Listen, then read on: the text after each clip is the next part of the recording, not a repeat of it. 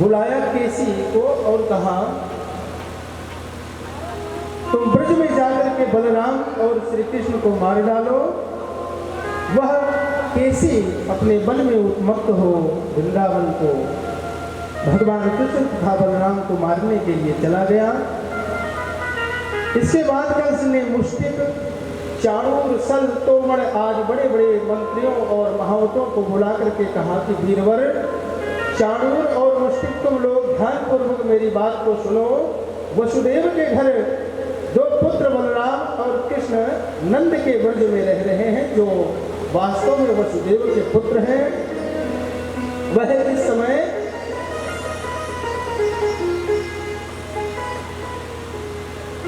नंद के ब्रज में रह रहे हैं और देवताओं ने उन्हीं के हाथों से हमारी मृत्यु सुनिश्चित होगी ऐसी योजना बनाई है, ऐसा लिखा है।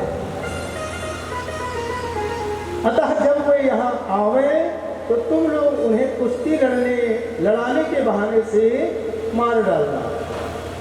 अब तुम लोग भांति भांति के मंच बनाओ और उन्हें अखाड़े के चारों ओर गोल गोल सजा दो। उन पर बैठकर नगरवासी और देश की दूसरी प्रजा इस स्वच्छंद दंगल को देखें। महावत को आदेश दिया कि तुम बड़े चतुर हो, देखो तुम दंगल के घेरे के फाटक पर ही अपने कुबलया पीर नामक हाथी को लेकर के खड़े रहना, और जब मेरे शत्रु उधर से कृष्ण बलराम प्रवेश करें भवन में तो तुम वहीं उनके द्वारा कुबलया पीर हाथी से उन्हें मरवा डालना।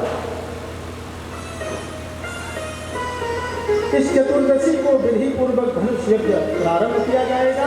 तो चतुर्दशी के दिन ही सारी योजना बना करके कंस ने और धनुष यज्ञ का महोत्सव आयोजन किया।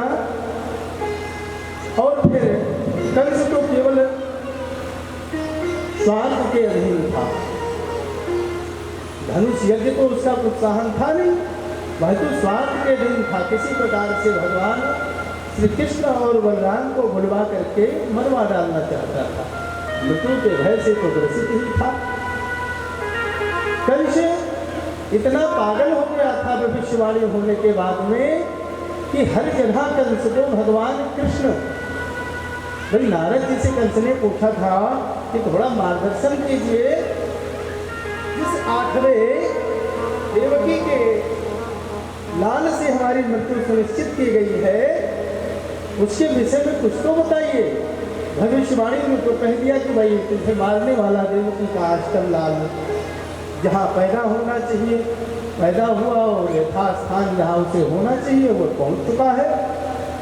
तो नारद जी से कंस ने कहा कि देवर्षि कुछ तो लक्षण आप हमें बता दीजिए। तो भगवान ने कहा कि वह जो तुम्हारा शत्रु है काला काला होगा और मुरली बजाता होगा। तो जब बताया कि नारद जी ने तुम्हारा जो शत्रु है, तुम्हें जो मारने वाला कृष्ण है वह काला काला होगा, मुरली वाला होगा, तो काली से इतना भय हो गया था कंस को। काली से कोई रस्सी रात्रि में देख लेता तो डर के मारे तलवार को अपने म्यान से निकाल करके चिल्लाने लगा, कृष्ण आ गया, बचाओ, मार दो इसे, कृष्ण आ गया।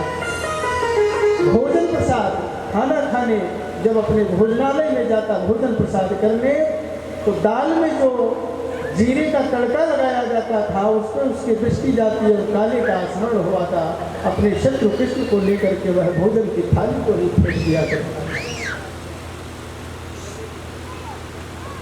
रात्रि में अपनी परछाई को प्रकाश में देख करके कृष्ण आया मारो आदि कह करके बड़ा ही भयभीत हो जाता था।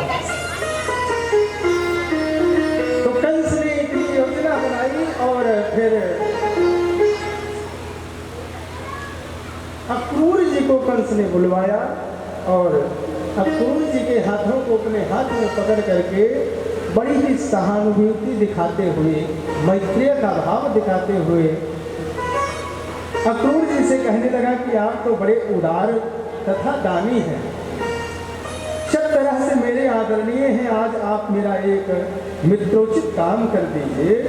तो अक्रूर जी ने कहा कि कंस तो इससे पहले इतना कभी विनम्र नहीं हुआ करता था, आज इतनी विनम्रता दिखा रहा है, तो इसका कारण जरूर ही कुछ इसका स्वार्थ भाव होगा। तो भी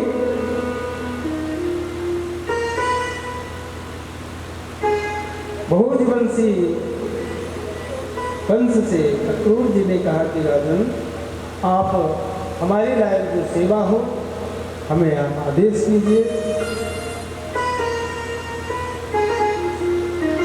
तो कंस ने कहा कि देखिए, आपसे बढ़कर के मेरा कोई भला करने वाला है नहीं, इसलिए मैं आपसे कहता हूँ, आप नंद राय के गच्छ